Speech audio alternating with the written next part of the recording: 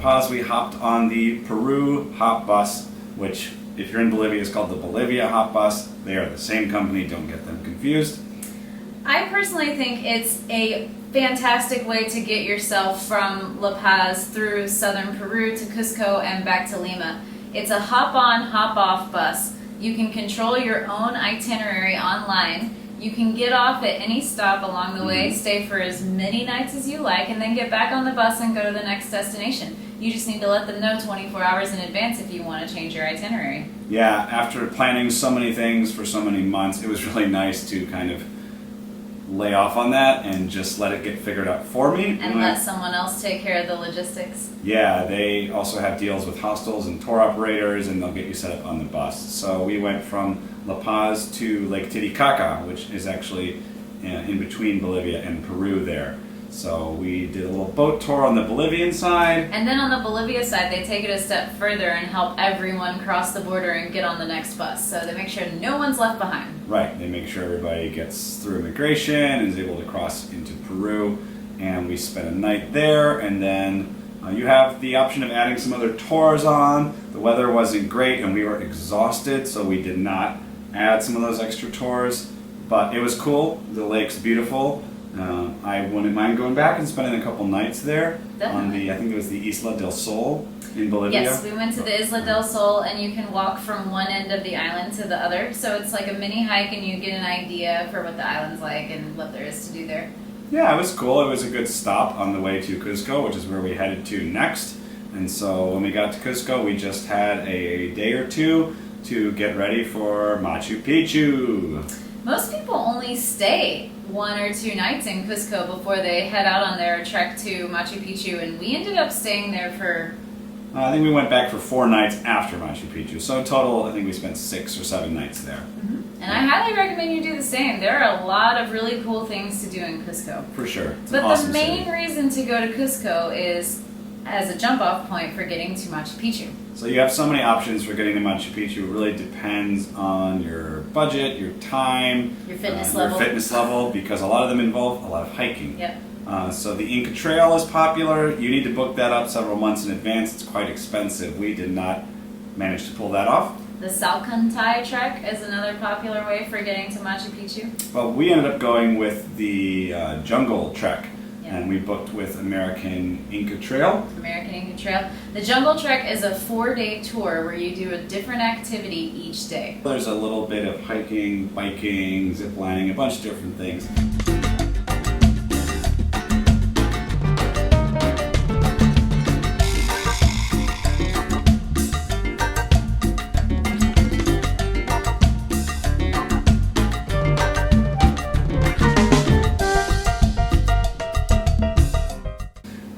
Gets you to Machu Picchu. We'll go into more detail in a separate video and give you guys more information about how we planned that trip.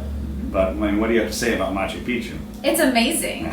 Like, the energy in that place is incredible, and there's really no way to put it into words. You just have to go there to experience it. Yeah. Definitely wake up before sunrise, and if you are fit enough, hike up from the bottom to the top, because it feels so much more rewarding walking in that place at sunrise, like you earned it. But you also kind of get a feel for what it was like back when the native people lived there. Yeah, it was awesome. It was such a just life-changing experience. I mean, there's a reason Machu Picchu's at the top of everyone's list and why it's probably the most popular place to visit in all of South America. It's really worth all the hype, and we're excited to share more about our trip with you. We do have a blog post that's already up if you would like to read about it. So we got back on the bus in Cusco, but before we did that, we got a few days there to actually explore the city. So Airbnb has usually worked for us, but we're leaving this one. Unfortunately, problems with the internet have led us to have to check out and move. So life of VIP kid teachers. Yep. Why are you taking a picture? I'm taking a video. Moving.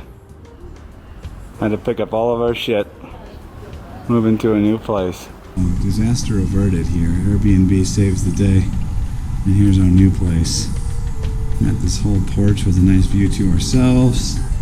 Come inside. Bathrooms over here. And got some nice paintings in the hallway. We got the fridge here. And this room's our little studio. Super cool and colorful. Got some llamas.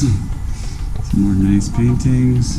A nice desk. A heat lamp and a little kitchen. Woo! We went on a walking tour. We went to a lot of cafes, a lot of bars, a lot of restaurants. We hiked up to the, it's kind of like the Christ the Redeemer in Brazil, but a smaller version. There's a big statue of Jesus up on the hill. Great views looking down at the city. And actually, a main reason we decided to stay in Cusco for a little bit longer is it was during Holy Week, which is huge in Latin America. And in Cusco, they have a really big procession on, I believe it's Monday or Tuesday before Easter. Right. So they walk a statue of Jesus on the cross from the church all around the town. People throw flowers at it. The whole town turns out. It's really an amazing sight. It's an all-day event. People come to the square to watch. They parade it around the square. They throw red flowers at it, and then it proceeds on a route throughout the rest of the city, and eventually by the nighttime it circles back around to the square where it's then walked back inside the church, but by that time the square is full of people coming to watch it go back in the church. It's really cool. That was part of our year-long party, so that's one of the reasons we stuck around Cusco for a while. I honestly could have stayed longer. It's a really fun, beautiful city. We were able to get work done there. We had a nice Airbnb with good internet. There are co-working spaces, there are plenty of cafes. So if you're a nomad and you're looking for a hub, but you don't really like the big cities like Lima and Santiago, I think Cusco should definitely be on your list. Yes, if you can, you should spend a few days there. Yeah, I mean, I would go back to Machu Picchu, but even without going back there, I would go back to Cusco just to stay in the city. And there are more ruins around there. There's rafting, there's cycling, there's a lot of things you can do other than go to Machu Picchu. So from there we got back on the bus, back on the Peru Hop bus, and headed to Arequipa.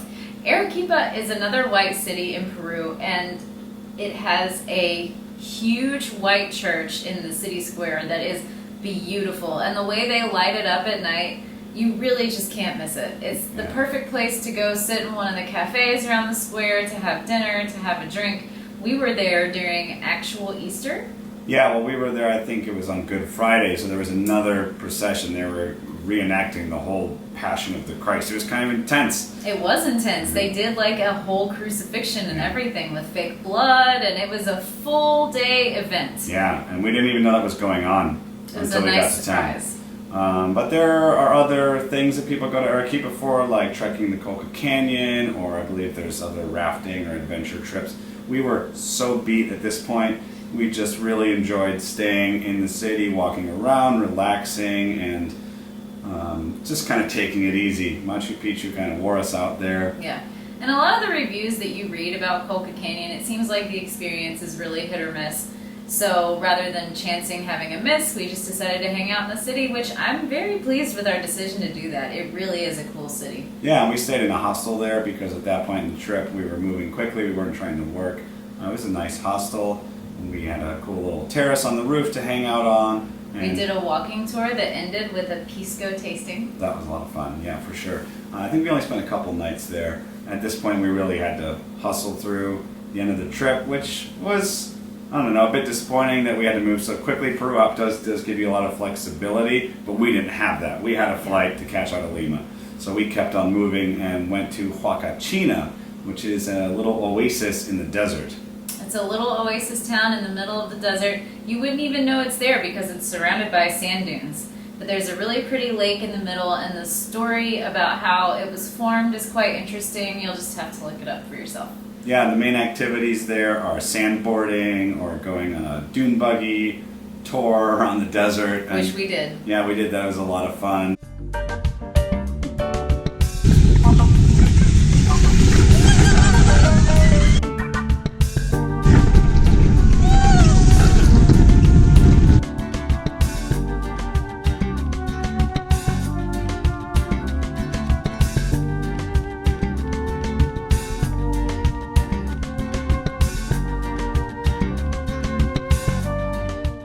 got a lot of sand just all over the place. But it made for some cool pictures, and we got it's a really nice view from the top of the hill there, looking down at the lake. And it was very lively while we were there because we were there on Easter Sunday. Right. And it's a really popular time to travel in Peru and just all of Latin America. Latin America at large. So I really liked our accommodation in Huacachina. We got to stay cool, in a glamping type first time glamping hotel. They have tents set up right there in the middle of the desert. They have a swimming pool. With a swim up bar. With a swim up bar. Important detail. We were living the good life there. That was fun. And then... it was called Desert Oasis. Desert Oasis, I believe, yeah. We spent one night in Huacachina, short and sweet, and then we went to Paracas, which is on the coast, and the main activity there is doing a boat trip. Mm-hmm. They take you out to some islands that are just made of rocks. You can't get off the boat and walk around on the island, but the main point is to see all the wildlife. You can see penguins! We did see penguins. We missed penguins in Galapagos, but we did see them in Paracas. So that was cool. We really just did the boat trip and then kind of hung out in town, ate some seafood, just walked around and relaxed and waited to catch the bus back to our final stop in South America, which was a return to Lima. A return to Lima. We stayed 2 more nights in Lima and kind of tried to do some of the things that we didn't get to do the first time. We went to the Magic Fountain. The Magic Fountain, which is really cool. Circuit of fountains that's timed up with lights and music. And it's a fun thing to see. It's kind of out of the way from Miraflores, but once you figure out the bus there, or if you get an Uber, you can go check that out. And I think we had one more meal of ceviche and pisco sour. And ají de gallina. Ají de gallina. Peruvian food was the best in South America. Yes. I'll go on record and say yes, that. Peruvian food was my favorite in all of South America. It's so good. Just go to Peru and eat. That's really the best thing you can do in Lima is just eat. Yeah, eat, walk around, check out different restaurants, check out street art, do the walking tours. Play with the cats. We did another stroll along the Malecon in Miraflores. It's a nice city for sure. It's a city I wouldn't mind spending some more time, especially if I could, go back and not have to work as much as we did on our first stay. We were way too busy. We kind of learned a lesson there that you gotta balance, your work and travel. So our trip ended with those couple days in Lima, and that was a wrap. That was 7 months in South America. We visited Colombia, Ecuador, Peru, Chile, Brazil, and Bolivia. Mm-hmm. And then I think one of my biggest takeaways as far as traveling as a digital nomad, it's very important to figure out what kind of balance works for you, because you need to make time to work, you need to make time to sightsee, and then you need to make time for the other things that are important for you, which for us, we really enjoy checking out the nightlife. And when you have to wake up at 5, 6 a.m. to teach English online, it's tough. It is. It's really tough. So, and it's different for everyone. It's a trial and error kind of thing, and you just have to do it and figure out what works best for you. But all in all, I'd say we had a great time in South America. I mean, we got to see so many incredible places that were on our bucket list for a long time. It's still unbelievable to me to think that we went to the Galapagos Islands, Patagonia, the Salt Flats, and did Carnival in Brazil in one trip. And it took a lot of planning, it took a lot of research, it took a lot of hard work, but we did it. And I'd say overall it was a smashing success. Oh yeah, absolutely, and I would do it again in a heartbeat. I mean, we still need to go to Argentina and Paraguay and Uruguay.